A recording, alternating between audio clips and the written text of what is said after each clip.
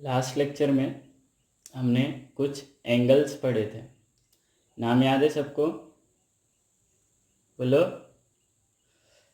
सोचो कि हमने क्या क्या पढ़ा था। सबसे पहला एंगल कौन सा था? Zero angle. कितना डिग्री होता है वो? 0 डिग्री। दूसरा था एक्यूट एंगल, 0 से बड़ा और 90 से छोटा। उसके बाद था राइट एंगल। राइट एंगल कितना डिग्री होता है? 90 डिग्री। उसके बाद था आपका ऑब्ट्यूज एंगल। ऑब्ट्यूज एंगल कितना था? 90 से ज़्यादा लेकिन 180 से कम। उसके बाद था स्ट्रेट एंगल। स्ट्रेट एंगल क्या होता है? कितना? 180 डिग्री। कितना? 180 डिग्री। उसके बाद था आपका रिफ्लेक्स एंगल। रिफ्लेक्स एंगल कितना होता है? 180 से ज़्यादा और 360 से कम होता है।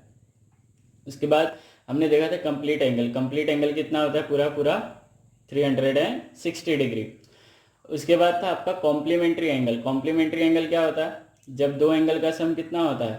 90 डिग्री। तो उसको हम कौन सा एंगल बोलते हैं? Complementary angle. उसके बाद था सप्लीमेंट्री एंगल। सप्लीमेंट्री एंगल क्या होता है? जब दो एंगल का सम कितना होगा? 180 डिग्री। तो उसको हम कौन सा एंगल बोलेंगे? Supplementary angle. उसके बाद हमने देखा था linear pair angle. Linear pair angle में क्या होता है? एंगल कहाँ बनता है? स्ट्रेट लाइन पे बनता है, और स्ट्रेट लाइन पे जितने भी एंगल बनेंगे सब एंगल का सम कितना होगा? 180 डिग्री। उसके बाद हमने देखा था एडजेसेंट एंगल। एडजेसेंट एंगल में हमारे पास कुछ क्राइटेरियाज थे। कुछ क्राइटेरियाज थे। देखो ये क्राइटेरिया और कंडीशंस हम बोल सकते हैं। पहला कंडीशन क्या था? Common vertex. दूसरा था कॉमन आर्म। और तीसरा था कि जो नॉन कॉमन आर्म्स है are on different sides of common arm. ये हमने लास्ट लेक्चर में पढ़ा था। उसके बाद हमने जाते जाते एक थियरम पढ़ा था। थियरम का नाम क्या था? Vertically opposite angle theorem. कि अगर दो लाइंस, लाइन मतलब स्ट्रेट लाइन, एक दूसरे को इंटरसेक्ट करेंगे तो आमने सामने जो एंगल्स बनेंगे, आमने सामने जो एंगल्स होंगे वो क्या होंगे? इक्वल मेजर के होंगे। समझ में आया? याद आया इतना? उसके बाद हमने देखा था एंटीसीडेंट और कॉन्सिक्वेंट भी देखा था हमने। याद है हमको?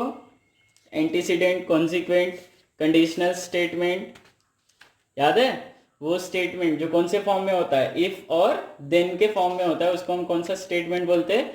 Conditional statement. बराबर है? हमने कोई एक्सरसाइज सॉल्व नहीं की थी, हमने कुछ एग्जांपल्स देखे थे। उसके बाद कन्वर्स देखा था हमने। क्या देखा था? कन्वर्स। तो कन्वर्स में क्या होता है? आपका इफ वाला जो पार्ट होता है वो देन में चले जाता है, और देन वाला जो पार्ट है वो इफ में आ जाता है। मतलब अब देखो, कंडीशनल स्टेटमेंट में कितने पार्ट थे? दो पार्ट। पहला पार्ट क्या होता है? एंटीसीडेंट, और दूसरा पार्ट क्या होता है? कॉन्सिक्वेंट। तो इफ से देन के पहले तक का जितना भी कुछ होता है उसको हम क्या बोलते हैं? एंटीसीडेंट। और देन के बाद जितना भी कुछ होता है उसको हम क्या बोलते हैं? कॉन्सिक्वेंट। अब होता क्या है कन्वर्ज में? क्या होता है कि आपका जो एंटीसीडेंट है वो क्या बन जाता है? कॉन्सिक्वेंट। और जो कॉन्सिक्वेंट है वो क्या बन जाता है? एंटीसीडेंट। समझ में आया? एंटीसीडेंट मतलब आप बोल सकते हो कि एक्टिविटी है, और कॉन्सिक्वेंट क्या है? आपका रिजल्ट है। मतलब आप कुछ एक्टिविटी कर रहे हो तो आपको पता चलेगा कि उसका रिजल्ट क्या आ रहा है। जैसे आप पढ़ रहे हो तो आपको क्या मिल रहा है? नॉलेज मिल रहा है। तो पढ़ रहे हो ये आपका एंटीसीडेंट है, और नॉलेज मिल रहा है ये आपका क्या है? कॉन्सिक्वेंट है। समझ में आया? अगर आप पढ़ोगे तो ही नॉलेज आएगा। पढ़ाई की बात कर रहा हूं, बाकी हमको और भी एक्टिविटीज से नॉलेज मिलता है। ठीक है, अब हम स्टार्ट करेंगे। हमारा लास्ट लेक्चर तक वर्टिकली अपोजिट एंगल थ्योरम खत्म हुआ था, और एक्सरसाइज और प्रैक्टिस सेट 1.2 खत्म हुआ था। आज हम ये चैप्टर का आखिरी प्रैक्टिस सेट करेंगे। उसके बाद ये चैप्टर का जो प्रॉब्लम सेट है ये पूरा का पूरा आपका होमवर्क रहेगा। अगर आपको प्रॉब्लम सेट में कोई भी तकलीफ हो तो आप कांटेक्ट कर सकते हो। ठीक है, तो अब हम स्टार्ट करेंगे हमारा प्रैक्टिस सेट 1.3। देखो क्या बोला है? Right the following statement in, देखो इफ और देन फॉर्म बोला है। क्या बोला है? इफ और देन के फॉर्म में लिखना है। मतलब इफ और देन के फॉर्म में आ गया तो वो स्टेटमेंट जो कौन से फॉर्म में होता है? इफ और देन के फॉर्म में होता है, उसको हम कौन सा स्टेटमेंट बोलते हैं? Conditional statement. कौन सा स्टेटमेंट? Conditional statement. तो आपको डायरेक्टली ये क्या बोलेगा? या तो इफ और देन के फॉर्म में लिखो, या तो कंडीशनल स्टेटमेंट बनाओ इसका। अब क्या होता है, जैसे हमने जब एग्जाम्पल लिया था तो उसमें हमने क्या देखा था कि अगर क्वाड्रिलेटरल रोम्बस है, क्या है, क्वाड्रिलेटरल अगर रोम्बस है तो ही उसके जो डायगोनल्स होंगे एक दूसरे को परपेंडिकुलरली बाइसेक्ट करेंगे। मतलब परपेंडिकुलरली बाइसेक्ट करने के लिए आपके क्वाड्रिलेटरल को क्या होना जरूरी है, रोम्बस होना जरूरी है। तो अब पढ़ते हैं, देखो क्या लिखा है, the opposite angles of a parallelogram are congruent. समझो वापस से कि अपोजिट एंगल्स ऑफ पैरेलेलोग्राम क्या होते हैं, कॉन्ग्रुएंट होते हैं। कि अगर हमारे पास एक पैरेलेलोग्राम है तो पैरेलेलोग्राम में क्या होएगा कि अपोजिट एंगल्स जो होंगे वो क्या होंगे, कॉन्ग्रुएंट होंगे। तो आपको यहाँ पे कुछ समझ में आ रहा है कि अगर क्वाड्रिलेटरल पैरेलेलोग्राम हुआ तो मतलब यहाँ पे कंडीशन क्या है कि आपका जो क्वाड्रिलेटरल है उसको क्या होना पड़ेगा, पैरेलेलोग्राम, तो ही उसके अपोजिट एंगल्स क्या होंगे, कॉन्ग्रुएंट होंगे। तो यहाँ पे हमको क्या बताना है कि पहली कंडीशन क्या फुलफिल होगी कि क्वाड्रिलेटरल को क्या होना पड़ेगा, पैरेलेलोग्राम, तो ही उसका रिजल्ट क्या आएगा कि उसके जो अपोजिट एंगल्स है वो क्या होंगे, कॉन्ग्रुएंट होंगे। समझा? तो क्या लिखा है, the opposite angles of a parallelogram are congruent. तो इसका जो सॉल्यूशन आएगा, इसको जब हम कौन से फॉर्म में लिखेंगे, इफ और देन के फॉर्म में। तो देखो कैसे बनेगा, if a quadrilateral is parallelogram then opposite angles are congruent. तो यहां पे कंडीशन क्या सेटिस्फाई होनी चाहिए, सबसे पहले कि क्वाड्रिलेटरल को क्या होना पड़ेगा, पैरेलेलोग्राम। अगर आपका क्वाड्रिलेटरल पैरेलेलोग्राम है तो ही उसके जो अपोजिट एंगल्स है वो क्या होंगे, कॉन्ग्रुएंट होंगे। समझ में आ रहा है?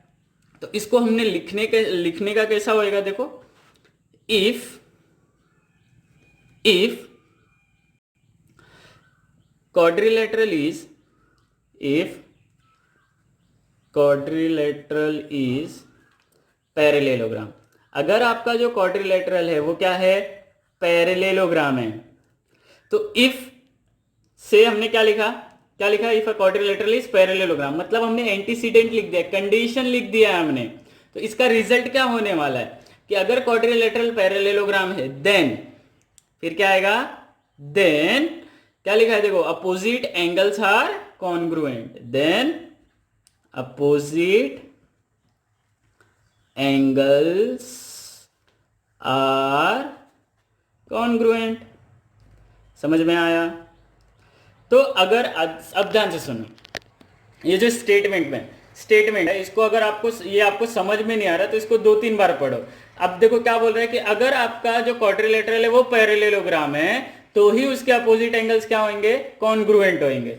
समझ में आ रहा है? अगर किसी ने बोल दिया कि इसका कन्वर्स बना दो, क्या बना दो, इसका कन्वर्स बनाओ, तो आप क्या करोगे, जो आपका एंटीसीडेंट है, ये एंटीसीडेंट है ना, इतना पार्ट ये एंटीसीडेंट है, तो इसको कॉन्सिक्वेंट में लिख देंगे और कॉन्सिक्वेंट को कहां लिख देंगे, एंटीसीडेंट में। अब देखो होएगा, इसका कन्वर्स कैसे होएगा, देन के बाद वाला है ना।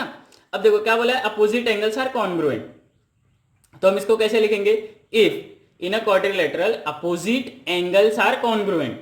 तो किसी क्वाड्रिलेटरल में अगर अपोजिट एंगल्स क्या है, कॉन्ग्रुएंट है, तो वो क्वाड्रिलेटरल क्या होएगा, पैरेलेलोग्राम। समझ में आया?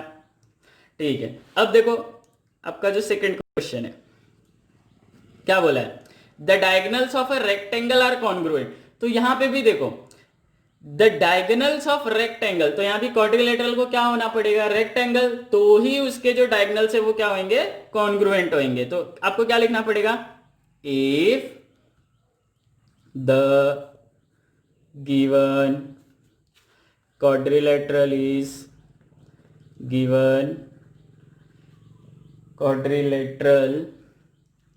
is rectangle, क्वाड्रिलेटरल को क्या होना पड़ेगा, रेक्टेंगल, देन क्या होएगा, then diagonals are congruent, then the diagonals are congruent.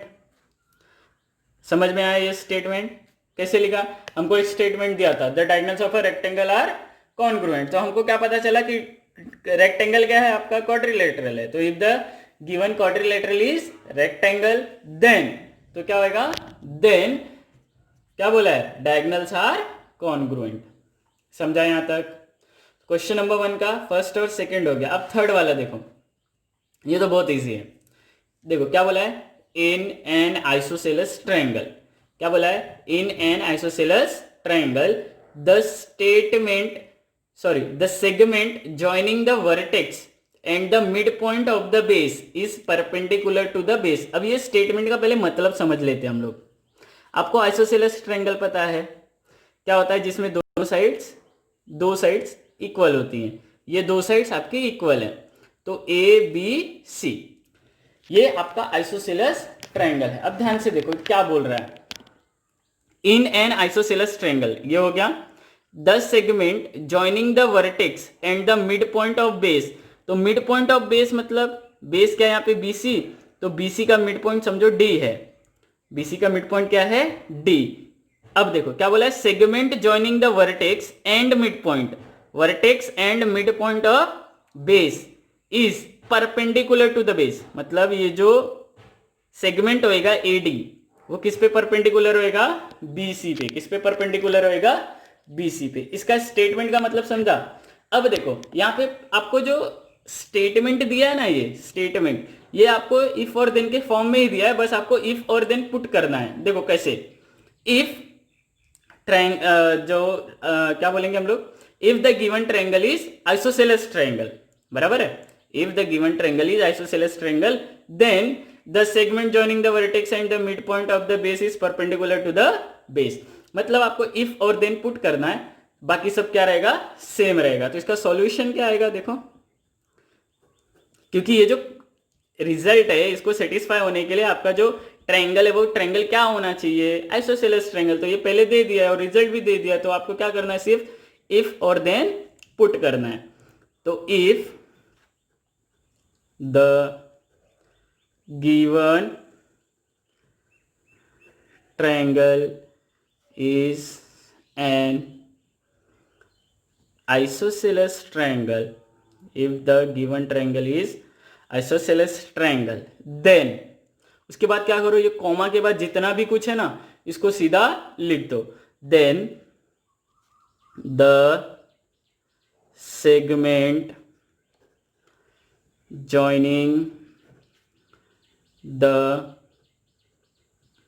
vertex and the midpoint of the base is क्या बोला है, परपेंडिकुलर टू द बेस। तो समझ में आया ये तीनों। अगर हमको कोई भी स्टेटमेंट को कौन से फॉर्म में लिखना है, इफ और देन के फॉर्म में लिखना है, तो हम ऐसे लिखेंगे। तो ये हुआ कंडीशनल स्टेटमेंट। अब नेक्स्ट क्वेश्चन आपका क्या आएगा कि आपको इसको किस में लिखना है, कन्वर्स फॉर्म में लिखना है। तो देखो ये आपका एक्सरसाइज का लास्ट क्वेश्चन, जिसमें आपके कितने स्टेटमेंट्स हैं, 3 स्टेटमेंट्स है। इसको आपको कैसे लिखना है, बोलो, कन्वर्स फॉर्म में लिखना है। मतलब पहले हमको ये समझना है कि ये इफ और देन के फॉर्म में अगर लिखा था तो कैसे लिखा था। अगर इफ और देन के फॉर्म में लिखा गया है तो उसका कन्वर्स करना, मतलब जो कॉन्सिक्वेंट है उसको एंटीसीडेंट और एंटीसीडेंट को क्या कर देना है, कॉन्सिक्वेंट। तो देखो क्या बोला है, right converse of the following statement. तो ये जो स्टेटमेंट है इनका हमको क्या लिखना है, कन्वर्स लिखना है। अब कन्वर्स लिखने से पहले हमको ये समझना पड़ेगा कि ये जो स्टेटमेंट है अगर मैं इसको कंडीशनल फॉर्म में लिखता मतलब इफ और देन के फॉर्म में लिखता तो ये कैसे लिखा जाता। तो देखो सॉल्यूशन, स्टेटमेंट पढ़ते हैं। The alternate angles formed by two parallel lines, the alternate angles formed by two parallel lines and their transversal are congruent. अब ध्यान से सुनो, पैरेलल लाइन है, क्या है, पैरेलल लाइन। हमने 8th में पढ़ा हुआ है ये चीज। पैरेलल लाइन है, हम क्या ड्रॉ करेंगे, इसका ट्रांसवर्सल। क्या ड्रॉ करेंगे, इसका ट्रांसवर्सल। अब 2 पैरेलल लाइन का हमने ट्रांसवर्सल ड्रॉ किया। अब बोल रहा है कि इसका जो अल्टरनेट एंगल होएगा, क्या होएगा, अल्टरनेट एंगल्स, ये इक्वल होएगा, ये इक्वल होएगा, ठीक है। अब ये हमने 8th में पढ़ा था कि अगर 2 लाइंस पैरेलल है, जैसे L और M पैरेलल है, तो ही इसके जो अल्टरनेट एंगल्स है वो क्या होंगे, इक्वल। मतलब if 2 lines are parallel, if 2 lines are parallel then the alternate angles formed by their transversal are equal। तो ये क्या हो जाएगा आपका, ये समझना इस बात को। अगर आपके 2 लाइंस क्या हैं, पैरेलल है और ट्रांसवर्सल से दो एंगल बन रहे हैं, तो दोनों जो अल्टरनेट एंगल से वो क्या होंगे, इक्वल होंगे। ट्रांसवर्सल से जो दोनों अल्टरनेट एंगल बन रहे हैं वो क्या होंगे, इक्वल। देखो मैं यहाँ पे कंडीशनल स्टेटमेंट बता रहा हूँ आपको। कंडीशनल स्टेटमेंट क्या होएगा कि अगर दो लाइंस पैरेलल है, दो लाइंस पैरेलल है और ट्रांसवर्सल ड्रॉ किया तो जो अल्टरनेट एंगल्स होंगे वो इक्वल होंगे।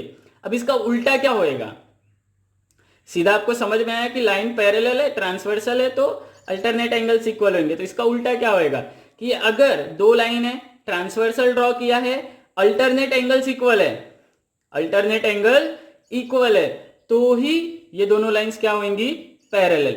मतलब आपको इसका क्या लिखना है, कन्वर्स लिखना है। अब इसका कन्वर्स लिखने के लिए सबसे पहले आपको इसका क्या ढूंढना पड़ेगा, इसका कंडीशनल स्टेटमेंट ढूंढना पड़ेगा, वो आपको मन में रखना है। और जो कंडीशनल स्टेटमेंट आपने मन में रखा है उसको आपको क्या करना है, उसका कन्वर्स लिखना है। इसका एंटीसीडेंट क्या होता है, एंटीसीडेंट क्या होता है इसका कि दोनों लाइंस क्या है, पैरेलल, और कॉन्सिक्वेंट क्या होता है कि जो अल्टरनेट एंगल्स है वो इक्वल। तो अब देखो, तो जो अगर अल्टरनेट एंगल्स क्या है, इक्वल, तो हम क्या लिखेंगे, if alternate angles formed by transversal, if alternate angles formed by transversal are equal, then the two given lines are parallel. अब ध्यान से वापस से सुनो। सबसे पहले हमने क्या देखा कि आपका जो ट्रांसवर्सल था वो पैरेलल लाइन पे ड्रॉ हुआ, तो अल्टरनेट एंगल्स इक्वल हुआ। ये क्या हो गया आपका कंडीशनल स्टेटमेंट। तो इसका जो कन्वर्स है वो क्या होगा कि अगर अल्टरनेट एंगल्स इक्वल है तो जो गिवन लाइन है वो क्या होगी, पैरेलल होगी। समझ में आया। अब यहाँ पे देखो, यहाँ पे जो सेकंड क्वेश्चन है इसमें आपको इफ और देन के फॉर्म में दिया है, तो जो देन वाला है उसको इफ कर दो, जो इफ वाला है उसको देन कर दो। तो if a pair of interior angles made by a transversal of two lines are supplementary then the lines are parallel. तो इसका जो देन वाला पार्ट है, मतलब ये वाला जो पार्ट है, ये किस में आ जाएगा, इफ में आ जाएगा, और इफ वाला किस में आ जाएगा, देन में आ जाएगा। मतलब इफ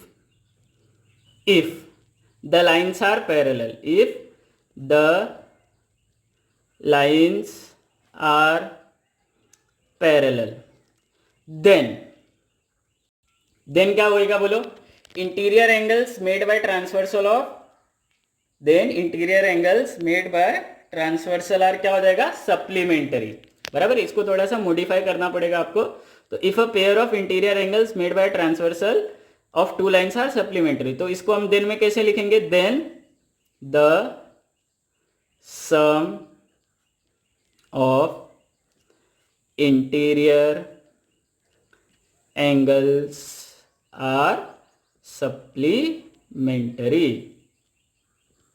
समझ में आया।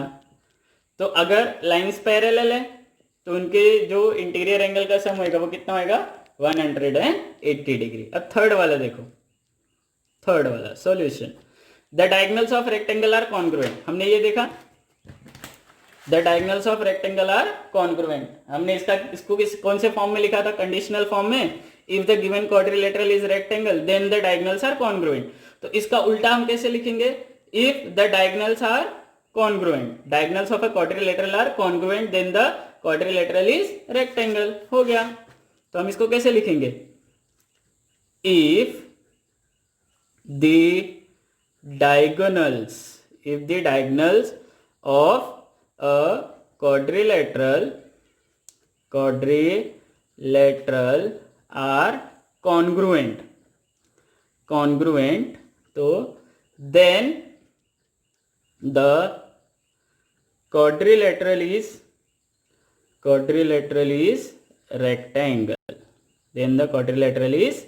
rectangle। समझ में आया। तो यहाँ पे हमारी जो एक्सरसाइज है, प्रैक्टिस सेट है 1.3, ये क्या होता है, खत्म होता है।